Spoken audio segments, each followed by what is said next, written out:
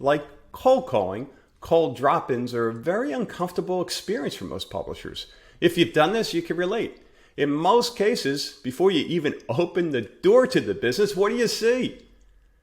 No soliciting. Or is it solicitors will be shot on sight? Either way, it's just not a welcoming feeling. And, let's be real.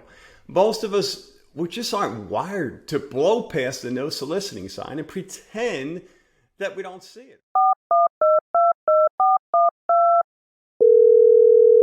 Hello? Hi, it's the No Cold Calls Ever show. Go away.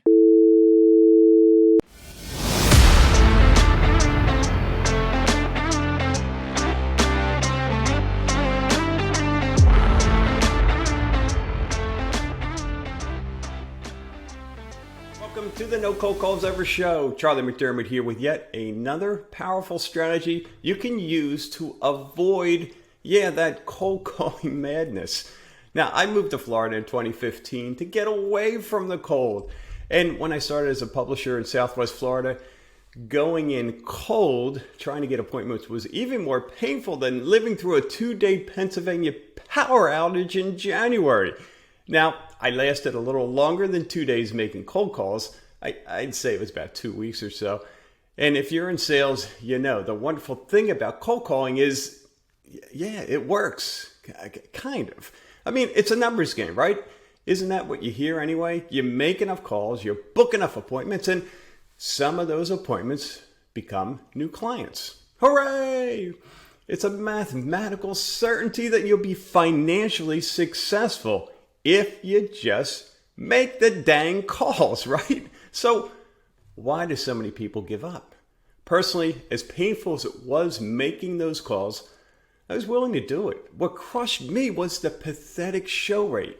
Many of those individuals who booked an appointment with me, they just bailed. Yep, they ghosted me.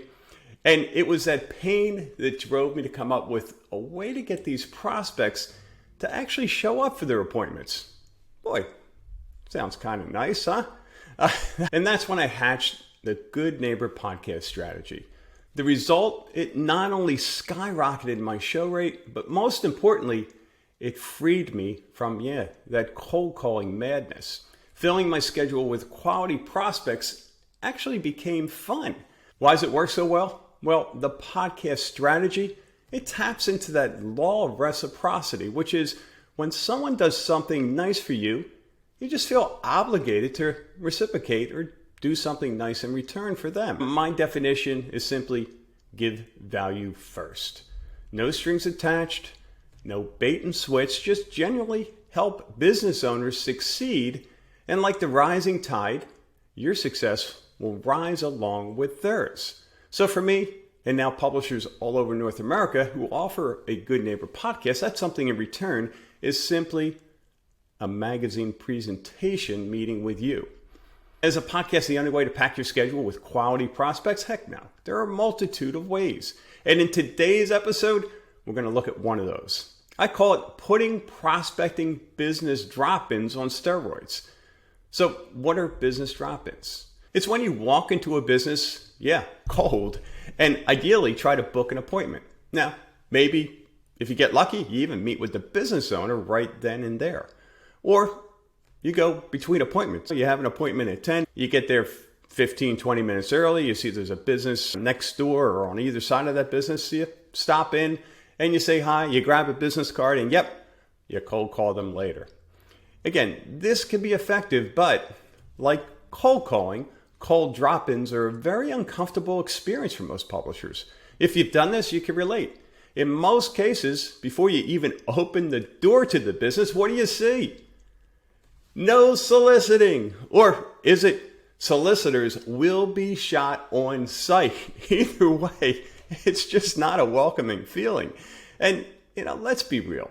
Most of us, we just aren't wired to blow past the no soliciting sign and pretend that we don't see it. Now, the obvious solution here is not to solicit, just grab the business card. But heck, you could have gotten that information in the comfort of your home some evening with a glass of wine in your hand via Google, right? So back to our give value first strategy. You've got $1 million marketing resource. And like our brains, you're probably only using 5 or 10% of it. Now, most people call it a cell phone. For you, it's your ticket to enhancing your authority, building your know, like, and trust factor, and yes, filling your schedule up with quality prospects. And this strategy involves using that camera on your phone to promote your business. Now, before you say, oh, it's only a cell phone, don't I need something more professional? Let me put your mind at ease. Now, not too many years ago, I spent untold hours on major motion picture, movie, and television sets in Hollywood. And trust me, it's not as exciting as you might think. But I can tell you that the technology that you have in that phone of yours rivals what they were using on those sets not too long ago. Today, full-blown movies are being filmed using just an iPhone. Look it up. It's amazing. So you've got the equipment. Now all we need to do is turn it into sales. All right, so step 1, come up with a show name, something like Meet My Town.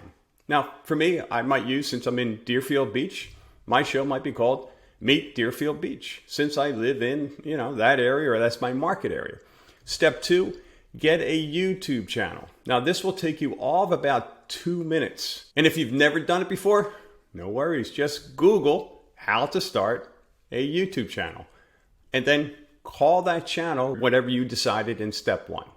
Step 3 is optional. Create social media channels. You can always add those later. Start with a YouTube channel, and then as it grows, you can always add social media. In the beginning, it's a matter of just getting going. YouTube channel is enough to get started with, and maybe that's all you need. Step number 4, invest $20 on business cards. Come up with your show name, put it on a business card, you're off to the races. Step 5, start with your clients as a warm-up. I call it friendly fire. The first few times, it's going to feel a little weird, a little strange. So work with people that you have a relationship with and get your legs under you. Step number 6, now branch out to your networking groups or chamber events. You're sitting there having lunch with someone, say, hey, Mary, right after this, let's get your business story out there in the community. Would you be interested in that? And she's like, well, yeah. Okay, yeah. All I need is 5 minutes. Cool. Step 7, business drop-ins on steroids. Don't worry about those no soliciting signs because you have something of value. You want to help promote that business. They've been nominated to be on your show. So it's an invitation. Now, hey, sometimes they'll be there. You can knock it out right there on the spot. And sometimes it might be a leave your business card there and or get their information. And instead of making cold calls, those calls become more of a booking opportunity for that business to be on your show. And I'll tell you, once you get going, once you get a few of these under your belt, businesses are going to be knocking at your door to be a part of it because, again, it's free promotion. And there are other components here that I won't get too deep into, like search engine optimization, getting found on Google, that can be very beneficial to local businesses. They can also use this video in many other ways. We'll explore that in another episode. But this is huge value. So don't look at this as just a simple 5-minute video that you're going to do, or you could just do audio, by the way. You don't have to use your iPhone or whatever cell phone you're using will record both the audio and the video. But lots of ways to use that for that business owner to get thousands and thousands, if not tens of thousands of dollars of value from that simple 5-minute video. By the way, it shouldn't take more than 5 minutes. All right. Step number 8, probably the one that some of you going, but editing, time, money. Do I need an editing staff? Heck no.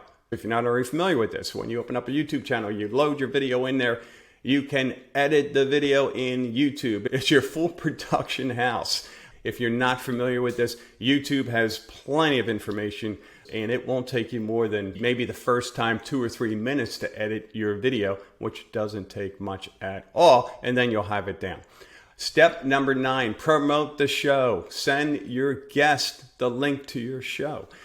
The most important step that we didn't cover yet is the reason why you're doing this in the first place, okay? Now, no ulterior motives here. There's no, as I said earlier, this is not a bait and switch. Hey, Mr. and Mrs. Business Owner, now that we have your video ready, I'll put it on your YouTube channel if you pay me X amount of dollars. This stuff happens all the time. And that'll be one of the first questions you'll get, or the skepticism that you'll receive from some of these business owners because they've already been through this. All right.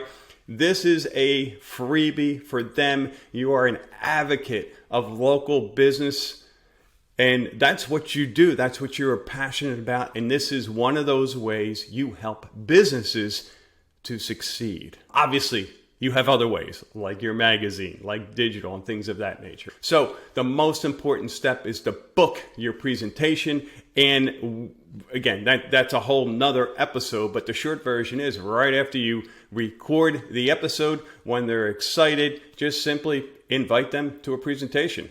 Hey, Mr. Business Owner, I'm going to be back here next week. I'm actually recording a show for XYZ company. I'd love to get together with you, or what I typically say, I get rid of the love because the love sounds needy. I say we need to get together.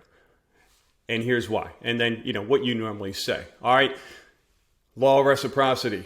You've done something very nice for them, extremely valuable. They're going to feel the obligation to do something nice for you, which is simply meet with you. What about the interview? What about the show, Charlie? What do I ask? Keep it simple and easy. Maximum limit on the show, I recommend 5 minutes. No one's going to watch an hour-long video of whatever business that you're in. Basically, you're just meeting with the business owner. You're going to ask them to share who they are. You're going to ask them what it is that they do or their business does. You're going to ask them how can they help local residents. And then you're going to ask them how can your viewers find them. Pretty simple. They could answer those questions in their sleep. They don't have to prepare. It's just off the cuff. And people will resonate with those videos and you'll look like a hero. So again, 5 minutes max. Tell them that going in so you don't get a chatty Kathy or chatty Charlie and just someone droning on and on and on and on. Limit it to 5 minutes. And keep in mind, you can do these via Zoom as well. So you don't have to show up at the business and spend all that travel time. Hey, if it's easier, you're familiar with Zoom, knock it out via Zoom. Think about the ripple effect of this. One, I call it guilt by association. What does that mean? You're meeting with a cosmetic surgeon. You're meeting with the owner of a roofing company who's one of the movers and shakers in your community. You're meeting with other business owners. Other business owners will see those videos. And guess what?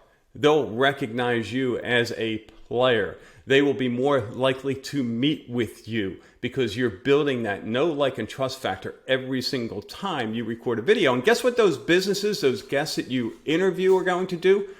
If they're smart, they're going to put that video on their website. They're going to share it on their social media so you'll get even more exposure. It's the spider effect, far reaching beyond what you can even imagine most of the time. You're going to show up differently.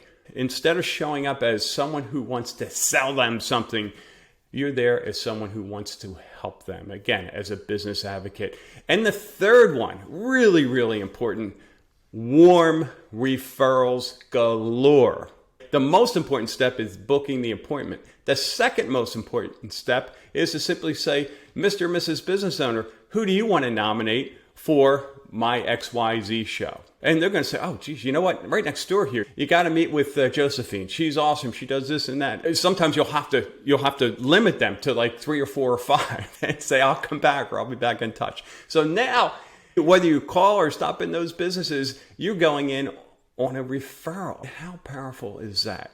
So that'll do it for this episode. Go ahead and leave your questions and comments. I'll cover those in a future episode. And if you like this show, please remember to like it and leave a review.